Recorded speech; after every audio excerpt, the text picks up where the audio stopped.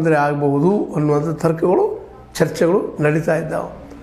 ಈ ಚರ್ಚೆಗಿಂಬ ಕೊಡುವಂಗೆ ಈಗಾಗಲೇ D K she ಅವರು ಪ್ರತಿಯೊಂದರಲ್ಲೂ ತಮ್ಮ ನಾಯಕತ್ವವನ್ನು ತಮ್ಮ ಮಾತುಗಳನ್ನು ಹೇಳ್ತಾ ನಡೆದಿದ್ದಾರೆ. ಜೊತೆಗೆ ತಮ್ಮ ವ್ಯಕ್ತಿತ್ವವನ್ನು ಇನ್ನಷ್ಟು ಬೆಳೆಸಿಕೊಳ್ಳೋ ಪ್ರಯತ್ನ ಮಾಡ್ತಾ ಇದ್ದಾರೆ. ಅದರಲ್ಲೂ ಇವತ್ತಿನ ಯಾವುದೇ ಒಂದು ಅದರಲ್ಲೂ ಈಗ ನೋಡಿರಿ, ಕೋಮುದಳ್ಳಿ ಧರ್ಮ ರಾಜಕೀಯ ಕಾರಣ ಕೋಮುದಳ್ಳಿ ಅಂದರೆ ಕೇರಳ ಇದು ನಮ್ಮ ಇದರಲ್ಲೇ ಕರಾವಳಿಯಲ್ಲಿ ಕೋಮು ದಳ್ಳೂರಿ ಏನಾಗ್ತಾ ಇದೆ, ಮೇಲೆ ಕೋಮು ಸಂಘರ್ಷಗಳು, ಹಿಂದೂ ಮುಸ್ಲಿಂ ಅನ್ನೋದು ಸಂಘರ್ಷಗಳು ಆಗ್ತಾ ಇದ್ದಾವೆ. ಅದರ ರಿಪೋರ್ಟ್ ಮಧ್ಯಂತರ ರಿಪೋರ್ಟ್ KPCC ತಂದ ನಮ್ಮ ಉಪಮುಖ್ಯಮಂತ್ರಿ ಡಿ ಕೆ ಶಿ ಅವ್ರ ಕೈಯಲ್ಲಿ ಕೊಟ್ಟದ್ದು, ಅದಕ್ಕೆ ಅವರ ಲೀಡರ್ಶಿಪ್ ತೊಗೊಂಡೋದನ್ನು ಮಾತಾಡ್ತಾ ಇದ್ದಾರೆ.